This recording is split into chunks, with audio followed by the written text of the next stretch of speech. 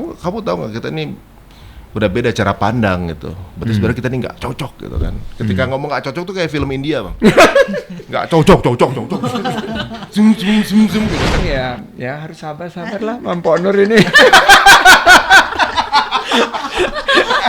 Kalau nggak sabar berat, hidup berat. Ambeknya gede banget.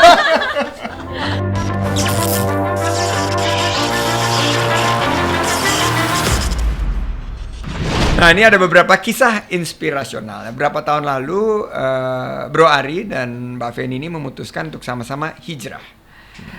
Apa sih yang membuat akhirnya memutuskan untuk berhijrah? Dan akhirnya jadi ada Hijrah Fest, ya, itu juga karya dari Bro Ari ya. Iya. One of the karya. Salah satu. Kalau itu sih sebenarnya ini ya Bang ya, apa namanya, kayak semacam proses yang saya rasa sih itu apa namanya, alamiah ya. Mungkin pada satu momen di mana setiap orang juga nanti akan mencoba untuk mendekat gitu ke jalan Allah misalnya gitu, atau mungkin ke keyakinan masing-masing. Saya rasa bahwa hidayah mungkin dari satu momen di mana kemudian ini waktunya saya untuk mulai apa namanya, mencoba mendekat lah. Dari kemarin kita habis waktunya udah berapa puluh tahun hidup nggak ada surat yang dihafal ibaratnya gitu, nggak ngerti apa-apa mengenai agamanya gitu, mulai belajar gitu. Tapi memang nggak mudah ternyata gitu proses itu. Dan kemudian juga ketika proses itu terjadi, ternyata justru banyak haters gitu. Nah, ini haters terbesarnya ini.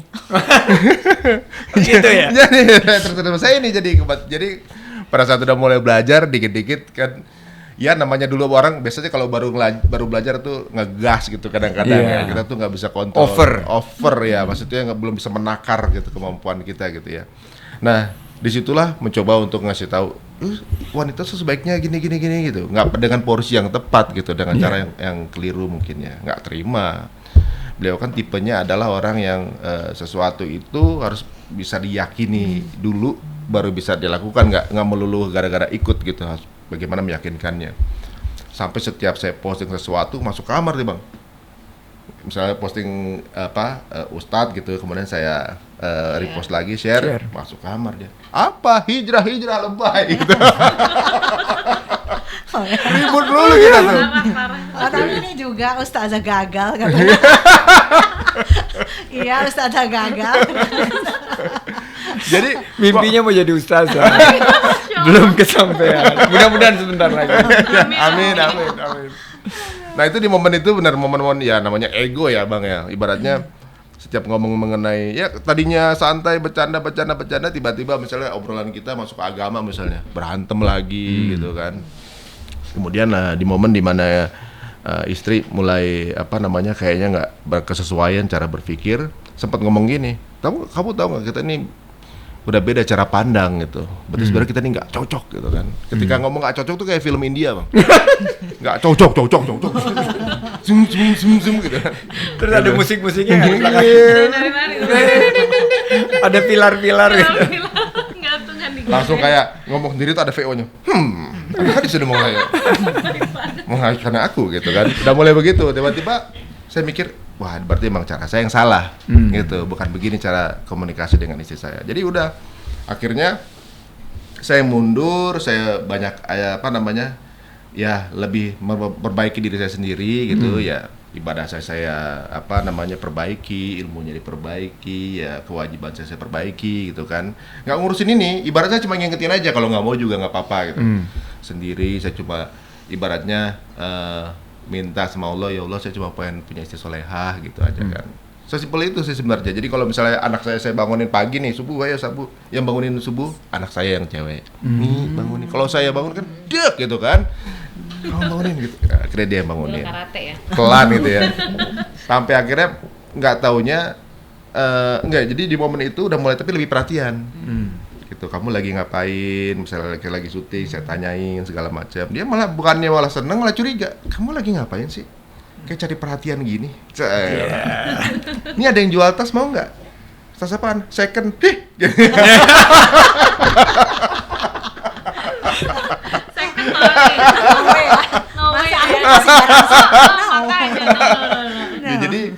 jadi ternyata disitulah dia mulai cari-cari sendiri gitu. Jadi kalau orang bilang wah bisa ngajak istrinya, enggak, yang ngajak bukan saya, emang itu udah urusan yang di atas sih. Bukan kita tiba-tiba ini gara-gara saya gitu, enggak juga. Udah ya Allah, saya udah coba ngasih tahu si saya, tapi mungkin cara saya yang salah gitu.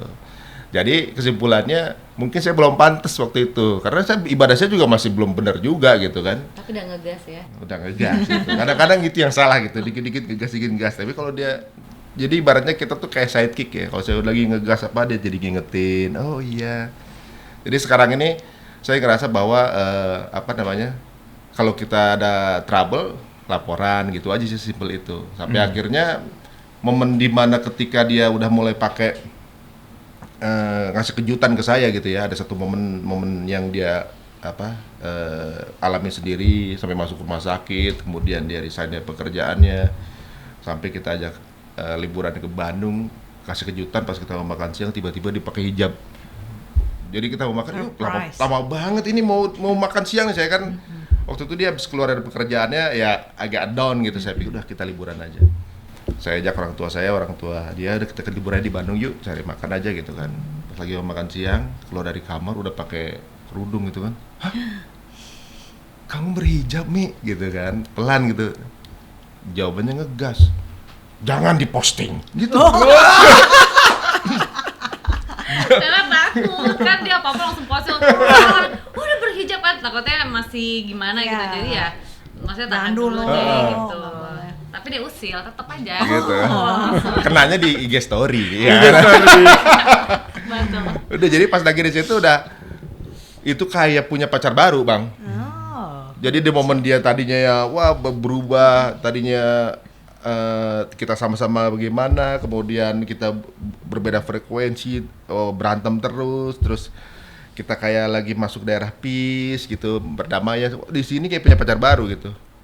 Jadi kayak orang yang baru gitu, ini baru jadi lebih mesra lagi sih emang saat itu. Jadi di momen itu berjalan, kemudian memang saat itu takut sama infotainment memang, karena infotainment ini ngalahin Intel. Bisa tahu lah, Mas Ari istrinya udah hijab, tahu dari mana gitu, kayaknya dari IG nih.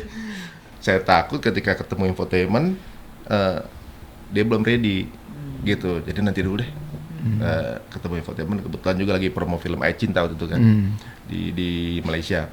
Nanti aja deh, kita tunggu momen yang kamu udah siap baru kita, misalnya kamu mau ketemu teman-teman nggak apa-apa. Pas sampai Jakarta, pas buka pintu gitu, nggak tahu di rumah tuh udah banyak hijab berceceran, kiriman gitu. Jadi di sini baru kelihatan ya kalau misalnya wanita tuh supportnya tuh langsung banyak dapat lovers. Kalau laki-lakinya banyak haters. Tapi hadiahnya kan dapat istri soleha. Aduh. Subhanallah, barakallah. Amin. Tapi kita mungkin beberapa tahun lalu kita mulai sering datang ke acara Hijrah Fest ya, atau ini memang saya lihat dari jumlah peminat dan dari anak-anak muda, animonya ya itu sekarang sangat antusias untuk ikut, paling tidak mempelajari lebih baik. Dan ini saya lihat juga bukan hanya semata-mata mereka berhijrah dari perilakunya, tapi juga merupakan satu peluang usaha juga, benar nggak sih Mas Ari? Dulu tuh uniknya gini, dulu kan saya tuh saya kan ada kantor juga offline kan, kantor event gitu ya, di mana ketika pada mulai ngaji gitu barengan semua, tadi selama pekerjaan kita yang kemarin, jadi banyak yang kita nggak sesuai akad ya sebenarnya gitu kan. Yuk kita kurangi, yuk kita mulai dari awal lagi untuk ngerintis bisnis sesuai dengan syariah gitu. Ternyata nggak gampang Bang gitu. Iya. Karena nge-turnover bisnis kayak gitu kan, ya rekan yang biasanya ini udah ganti lagi, udah dari nol lagi, bener-bener dari awal kan. Sampai akhirnya yaudah kalau gitu kita create aja yuk gitu, create event gitu kan. Dan bagaimana fenomena sekarang orang kalau berhijrah kan belajar untuk berbisnis yang baru, belum ada konsumennya gitu kan. Kita jadiin wadah tuh mereka yang pada bisnis UKM baru, yang bisnis halal baru, kita datengin pembelinya juga di situ dengan cara datengin asatid gitu kan di tempat itu. Gitu. Cuma ketika itu kan berlanjut kepada kita mau bikin di mana gitu kan, ada di apa namanya di BSD ada di Ice. Bekasi, ada di Tanjung Priok, ada di Senayan gitu kan. Wah tapi gimana ya, kita mau di mana gitu kan. Wah kalau kita mau menyasar anak-anak milenial ya mungkin kita di tengahnya Jakarta kita coba. Tapi di situ nggak ada tanggal yang kosong, nggak ada yang kosong. Akhirnya ada yang nggak dipakai tanggalnya, kita offer ke sana. Oke, ketika kita mulai jalankan, ini bakal orang bakal datang nggak ya? Ada yang datang pengajian nih gitu, masih ragu ya kan. Ditambah waktu itu mungkin iklimnya kan iklim suasana politis kan ibaratnya yang sponsor juga belum terlalu percaya gitu bahwa event ini bernuansa politis atau enggak gitu kan. Jadi sponsor juga bingung gitu. Udah ada sponsor, nggak ada sponsor, kita jalan aja gitu. Nanti siapa yang bayarin? Allah yang bayarin gitu. Padahal mati gimana nih? Gimana nih? Kalau datangnya terlambat gimana gitu kan, kita pikir awalnya begitu. Kemudian ketika izin belum keluar kan, izin baru keluar sebulan sebelumnya. Oke, dapat izin gitu. Terus acaranya ngapain? Gitu. Karena ustadznya belum ada. Gitu. Udah gitu kita kontak ustadz-ustadznya udah sesuai dengan jadwal. Di situ ketegangan berikutnya apakah orang akan datang gitu. Karena satu pengajian di tempat di JCC gitu ya. Tempat konser biasanya gitu. Udah gitu cara pembeliannya juga digital gitu ya, which is biasanya kalau di majelis taklim gitu kan nggak ada payment gitu, ibaratnya datang aja gitu. Sedangkan ini kan sebuah produksi kan benar-benar profesional gitu kan, harus di expense-nya keluar. Nah di situ kita pikir apakah orang akan datang atau enggak tuh saat itu. Sampai akhirnya ya udahlah kita jalanin aja gitu. Bismillah. Siapa tahu justru ini malah bikin satu market baru gitu. Kita ya optimis aja gitu. 2 minggu sebelum acara belum ada apa-apa bang. 2 minggu sebelum acara itu kita yakin, bahkan ustadznya juga belum oke. Ustadz Abdul Somad belum oke, Ustadz Adi Hidayat juga belum oke gitu ya. Karena ini sesuatu yang baru ya. Itu memang konsep Blue Ocean banget ya. Belum ada yang ngerjain kan sebelum itu ya. Karena sebenarnya pada dasarnya tuh Mas Ari ketika pengen bikin itu sebenarnya kita terinspirasi dari sesuatu yang kita kerjain dulu sebelum kita begini gitu. Dulu kan kita ngikutin konser musik itu sampai berhari-hari kita ikutin, kita beli tiket terusan. Udah mau itu di negara mana kita datengin gitu. Nah terus kita berpikir kayaknya seru ya kalau misalnya kita bikin acara kajian berhari-hari dan orang tuh di sana gitu melakukan transaksi apapun di sana bisa, mau beli misalnya untuk fashion, makanan atau apa semua udah tersedia di situ. Terus kita berpikir tapi mungkin nggak ya kalau ini kan kalau misalnya musik pangsa udah jelas anak muda. Nah kalau ini gimana ya, apakah ibu-ibu atau apa, jadi kita masih sebenarnya masih gray area banget, masih abu-abu banget kita mau kayak gimana. Cuma dia berpikir ya insya Allah mudah-mudahan ini salah satu girohnya dia untuk membuat sesuatu kajian tapi sistemnya juga lebih universal gitu ya, semua orang bisa datang ke sana. Terus dia berpikir kalau emang ini ya udah, maksudnya ya udah letar aja gitu, melepas aja gitu. Misalnya gagal pun minimal udah pernah ngelakuin lah. Gitu. Nah, salah satu cara untuk berada di jalannya dakwah lah gitu.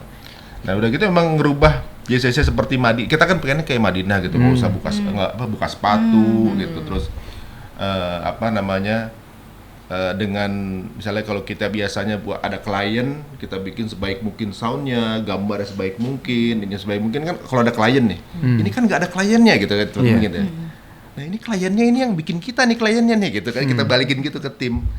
Nah dengan ini kan justru kita kasih yang paling bagus-bagusnya nih, semua sound yang paling bagus siapa gitu. Jadi ada teman gitu, ini perusahaan Harikis ya, gitu, udah.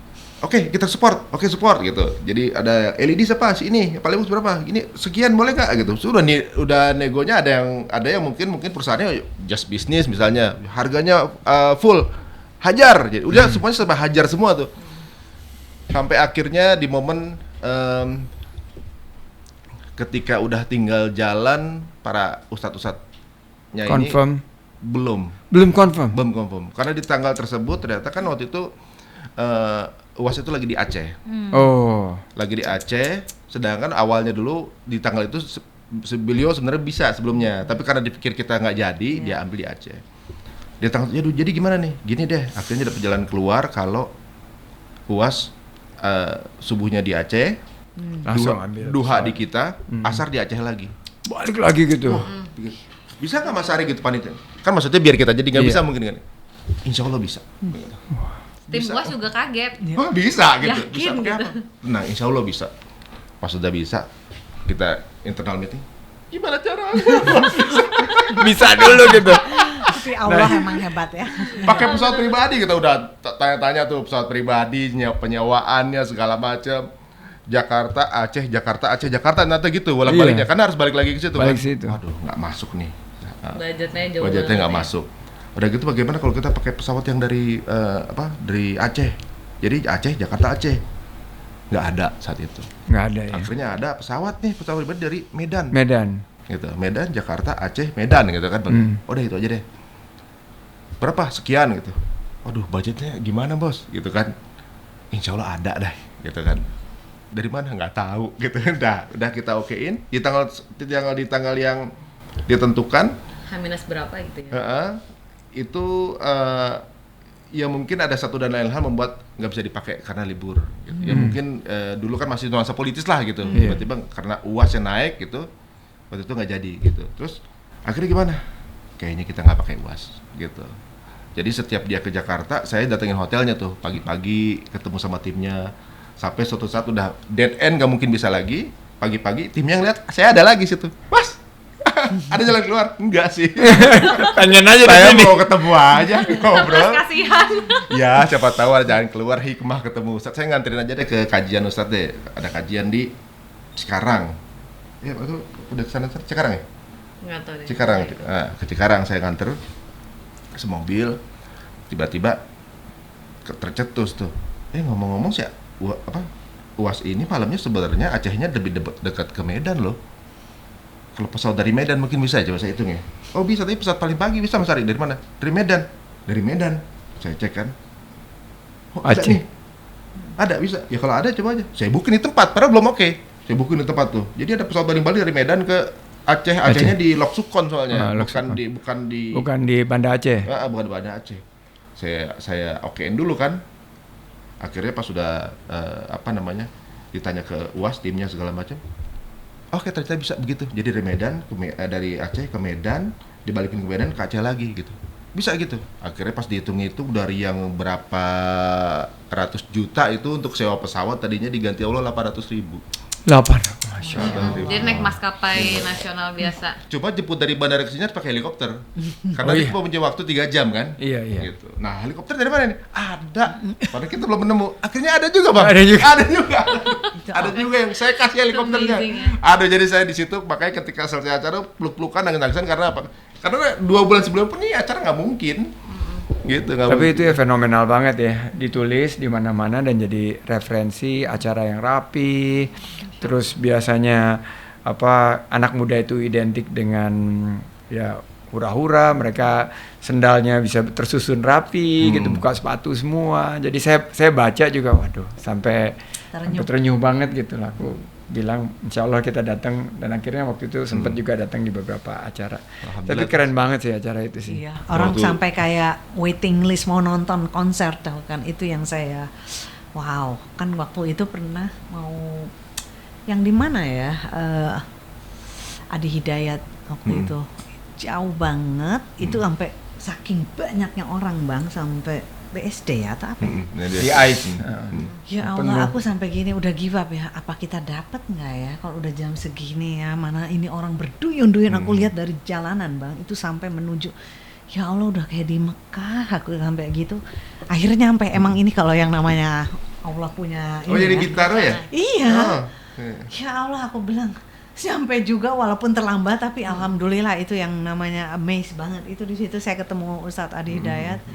Dan saya melihat beliau dengan kalian semua itu, ya Allah, aku bilang ini kalau sama Allah tinggal kun fayakun, asal emang niat kita udah Ikhtiar, ya. ini udah akan Dimudahkan. lulusin langsung Bang, ampun. Ada nggak pesan yang pengen Bro Ari sampaikan ke anak-anak muda gitu. Ya ini kan kita lihat bahwa ini satu kesempatan pandemi COVID-19 ini untuk kita refleksi ya. Ada nggak hikmahnya atau pesan yang mau disampaikan ke anak-anak muda berkaitan dengan tadi believe in yourself, terus ya kalau Allah berketetapan ya dibukakan aja jalan yang gitu semua seperti tadi cerita Hijrah Fest. Nggak ada yang nggak mungkin lah intinya. Benar. Kun fayakun. Jadi banyak hal seperti kayak kalau kita dengar kisahnya siapa ibunya Nabi Ismail tuh, Siti Hajar.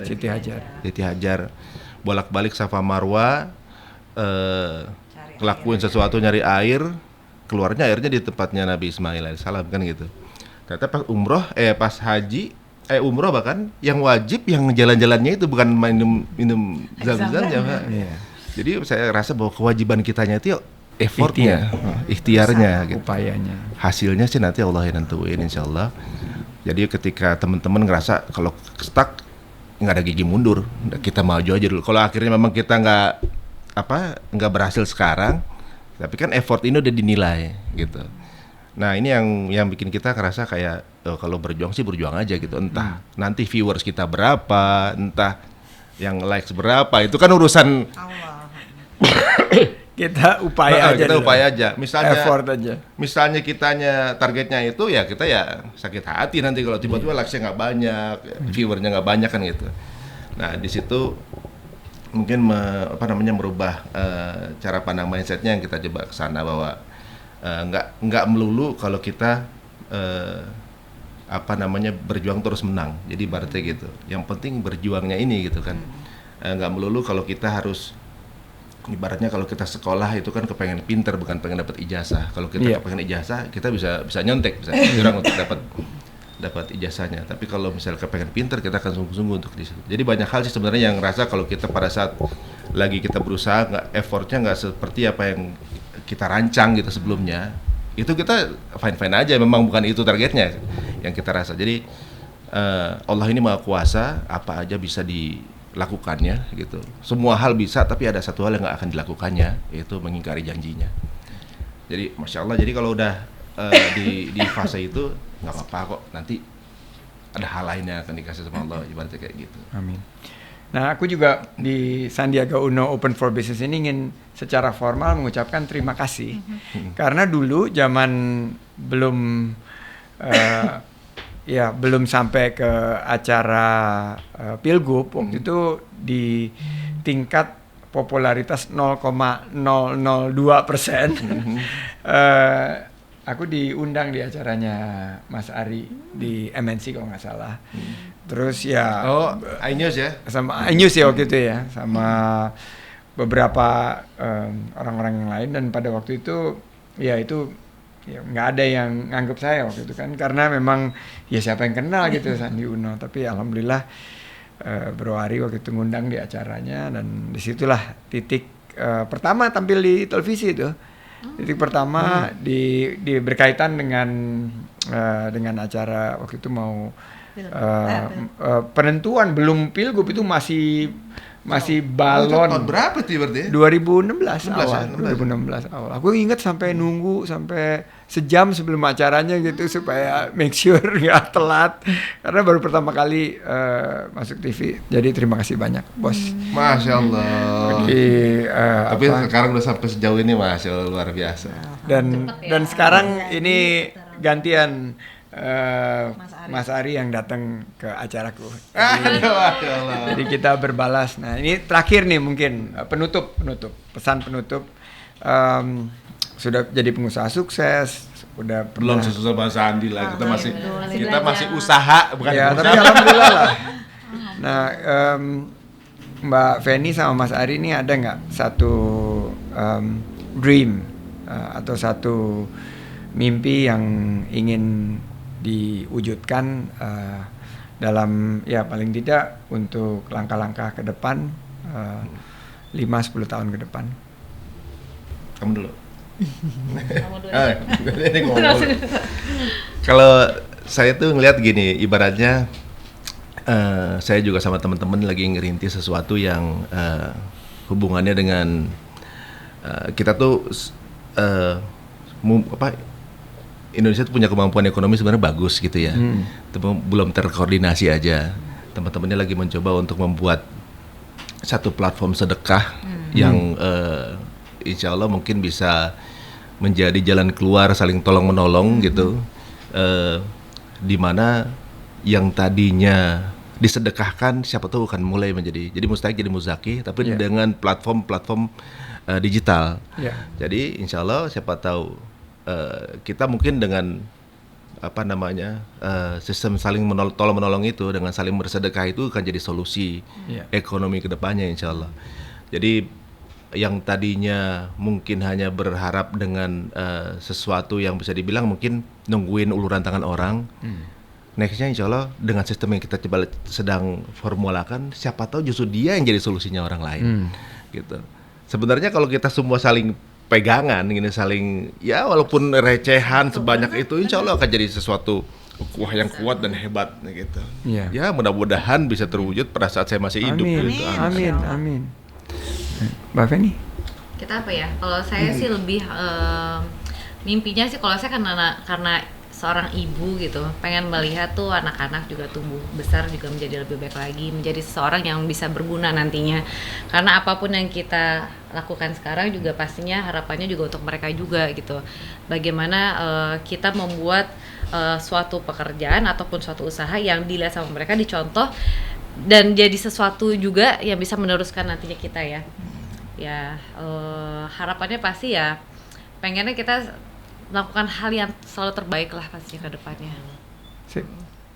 Bonur, ada pertanyaan buat the romantic couple ini?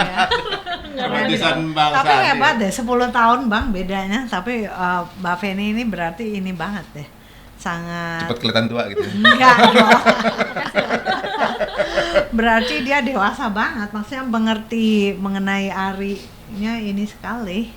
Karena dia kayak anak-anak, menurut. Tuh, Kalau berarti dia berarti saya terbalik. Kalau saya sama Bang Sandinya yang lebih dewasa. Makanya waktu itu kamu mau mengawinin aku umur 21. Iya, tapi nggak boleh. berarti nunggunya lumayan dong ya? Lumayan, makanya lama. 13 tahun kita pacarannya. 13 tahun. Sekarang nikah berapa tahun? 24. Insya Berarti Allah, dari- tanggal Jangan-jangan first love. First love never dies. Oh, yang keren. Jadi- Keren. Ini Setengah umur udah kenal. Berarti setengah Jadi umur. waktu lulus, 14 aku tahun. pikirkan udah kerja, punya income 400.000 rupiah per bulan waktu itu.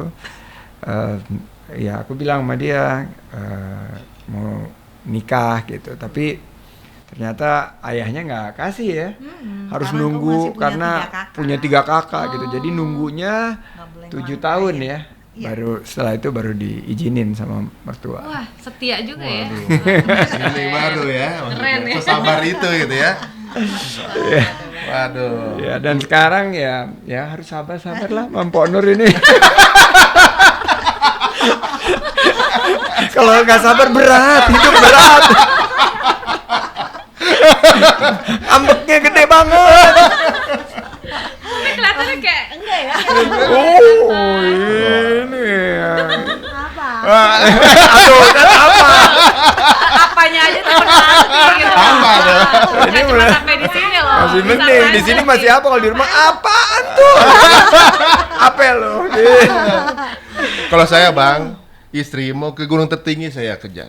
Laut terdalam saya selamin Bang. Dompet dia yang bawa Bang.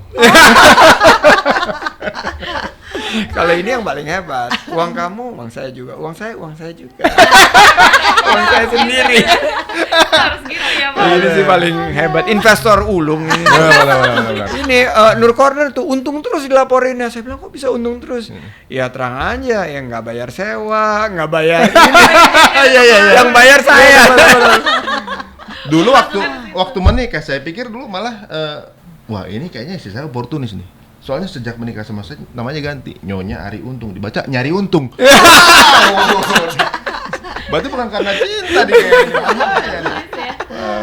Oke, Mbak Feni, Mas Ari, gila thank you banget nih. Iya. Kita nggak kerasa sudah Beruntung kita. ya. Waduh, Kita beruntung Banget. kehadiran Ari Ini Untung. namanya ini banget unik deh. Aku suka, tau nggak? Tapi nama itu kan doa ya. Iya, Jadi benar. akhirnya Untung insya Allah. terus, you're the lucky one emang benar. Amin, amin, amin. Kan di sini di antara hubungan itu kan ada yang apa namanya bersyukur dan bersabar ya.